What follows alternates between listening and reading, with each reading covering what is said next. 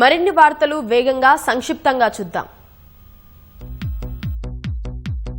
ప్రజా పాలనలో భాగంగా నిజామాబాద్ జిల్లా మాక్లూరులోని ఎంజేపీ బాలికల పాఠశాలని కలెక్టర్ ఇలా త్రిపాఠి సందర్శించారు. నాణ్యమైన ఆహారం అందించాలని అధికారులకు సూచించారు.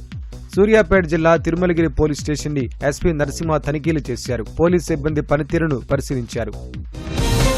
హైదరాబాద్ సనత్ నగర్ లో చారిటబుల్ ట్రస్ట్ ఆధ్వర్యంలో ఏర్పాటు చేసిన అన్నదానాన్ని మాజీ మంత్రి తలసాని శ్రీనివాస్ ప్రారంభించారు. 2011 నుంచి వేసవిలో ఆహారాన్ని పేదలకు అందిస్తున్నట్లు చెప్పారు. ఎంపీ ఈటెల రాజేంద్ర జన్మదినం సందర్భంగా కంటోన్మెంట్ నియోజకవర్గంలో పలు కార్యక్రమాలను నిర్వహించారు. దివ్యాంగులకు వీల్ చైర్స్, వినికిడి యంత్రాలను పంపిణీ చేశారు. సంగారెడ్డి జిల్లా జహీరాబాద్ లో శనగల కొనుగోలు కేంద్రాన్ని ఆత్మ కమిటీ చైర్మన్ రామలింగారెడ్డి ప్రారంభించారు. క్వింటాకు 5,875 రూపాయలు చెల్లించి పంట కొనుగోలు చేస్తున్నట్లు తెలిపారు.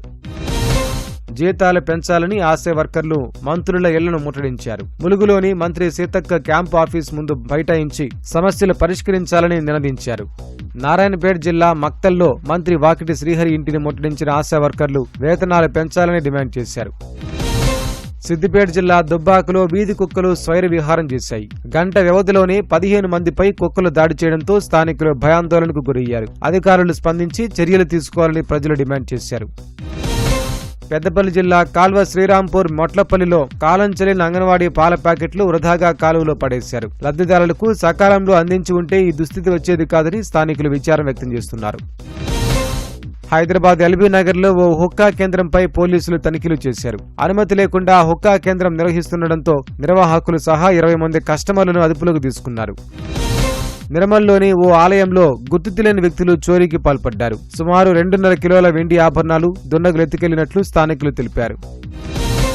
ఖమ్మంలో ద్విచక్ర వాహనాల చోరీకి పాల్పడుతున్న ఓ ముఠాను పోలీసులు అదుపులోకి తీసుకున్నారు. వారి నుంచి 11 లక్షల విలువైన 17 బైకులు స్వాధీనం చేసుకున్నారు. నిందితుల్లో మైనర్లు ఉన్నట్లు చెప్పారు. హైదరాబాద్ ఎల్బీ నగర్ లో ఓ మహిళపై దుండగులు సుత్తితో దాడి చేసి మంగళసూత్రాన్ని ఎత్తుకెళ్లారు. సమాచారం అందుకున్న పోలీసులు సీసీటీవీ ఫుటేజ్ ఆధారంగా నిందితుడిని అదుపులోకి తీసుకున్నారు. నిజామాబాద్ జిల్లా ఆలూరులోని ఓ ఇంట్లో గుర్తు తెలియని వ్యక్తులు చోరీకి పాల్పడ్డారు. ఇంటి తాళాలు ధ్వంసం చేసి 10 తులాల బంగారంతో పాటు 2 లక్షల నగదు ఎత్తుకెళ్లారు.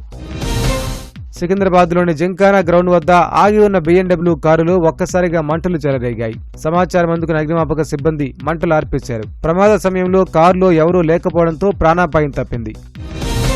ఖమ్మం జిల్లా ఏన్కూరు మండలం లింగన్నపేటలో ఓ ఇంట్లో ఫ్రిడ్జ్ పేలి భారీ శబ్దం వెలువడింది. ప్రమాదంలో మంటలు చెలరేగి ఇంట్లోని సామగ్రి దగ్ధమయ్యింది.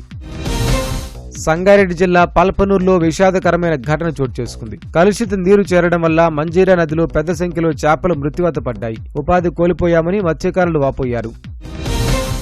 జగిత్యాల జిల్లా మెట్పల్లిలో ఆర్టీసీ బస్సు ఢీకొని ఓ వ్యక్తి మృతి చెందాడు. మృతుడు అదే ప్రాంతానికి చెందిన దుర్గయ్యగా పోలీసులు గుర్తించారు.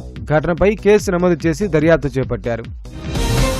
హైదరాబాద్ సనత్ నగర్ లో హత్య కలకలం రేపింది. ఇద్దరి మధ్య వివాదం తలెత్తడంతో రోహిత్ నరేష్ పై బండరాయితో దాడి చేసి హత్య చేశాడు. దర్యాప్తు చేపట్టిన పోలీసులు నిందితుడిని అదుపులోకి తీసుకున్నారు. యాదగిరిగుట్ట లక్ష్మీ నరసింహస్వామి ఆలయంలో ఓ భక్తులు విరాళాన్ని అందించారు. అన్నప్రసాద వితరణ కోసం సుదర్శన్ రెడ్డి 6 లక్షల రూపాయల విరాళాన్ని ఆలయ ఈవో భవానీ శంకర్కి అందించారు.